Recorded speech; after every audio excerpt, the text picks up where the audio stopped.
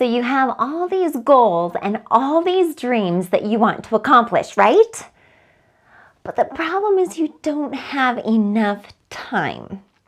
Well, in this video here today, I am going to teach you how to come up with more time so that you can achieve those goals. I'm Michelle, and I have a passion for empowering others to obtain a high school equivalency, develop a satisfying career, and ultimately achieve the happiness that everyone deserves.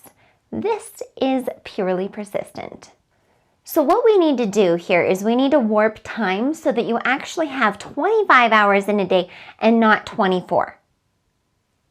Just kidding, we can't do that. So what we need to do here is actually analyze how we're spending our time. So we all only have 24 hours in a day, and you get to choose exactly how you spend it, right?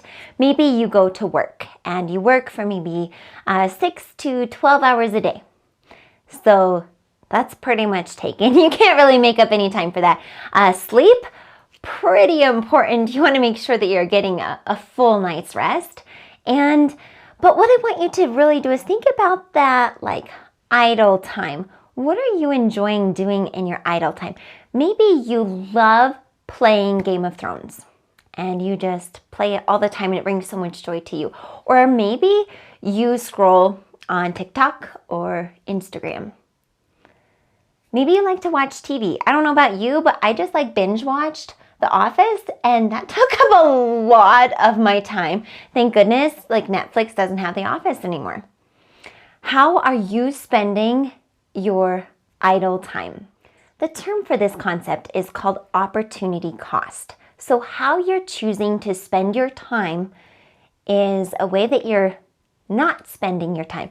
It also goes true with money. How you choose to spend your money. If you're spending your money on Cheetos, well then maybe you're not going to be spending your money on Doritos. Or maybe we should do a healthier example. But how you spend your time, you're basically giving up everything else in the world by spending your time on that. So we're going to look here at a little diagram that Marie Forleo has in her book, Everything is Figureoutable, and I absolutely love it. So 30 minutes a day around on your phone or social media. Think about what you could be doing during that 30 minutes. So that 30 minutes, if you multiply it by 365 days a year, that is 182.5 hours, which is also equal to 22 full 8-hour work days. What could you do in those 22 8-hour work days? Well, you could have Michelle Obama arms, or maybe you could build a brand new website, or learn how to meditate. All of those could be accomplished in the course of a year if you just took half an hour a day. 60 minutes a day on the news, email, and celebrity gossip. Okay, that is 365 hours a year, or 45 full work days. That's like a month and a half, you guys. So maybe you could have written a first draft of your book, launched a new revenue stream, secured a raise, or made a career change.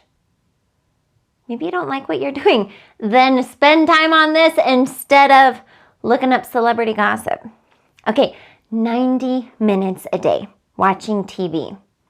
Okay, so that ends up being 547.5 hours a year, or 68 full 8-hour work days. Well, heck, you could learn to speak conversational Italian. Or maybe you could finish your degree. This is your chance to earn your high school equivalency certificate, if that's why you're watching this video, right? If you cut back on the TV and started studying a little bit more, you could totally achieve that. Or maybe launch a profitable side business. So how are you spending your time? What I want you to do is I want you to actually track for a full week how you're going to spend your time. How you are spending your time. So you wake up and it's 7 a.m. You have to get the kids ready. Try and do it in like 15-minute to 30-minute increments in what you're doing and how you're wasting your time. And now I'm not saying you shouldn't look on social media and that you shouldn't watch TV, but maybe just cut back a little bit so that you can actually achieve your goals, because you deserve it. You want to be able to reach your full potential. So 5 years from now, are you going to be like, woohoo, Michelle, you just completed The Office. What a great accomplishment. Or do you want to be like, woohoo, Michelle, you started a successful YouTube channel. Clearly, I'm speaking to myself with this.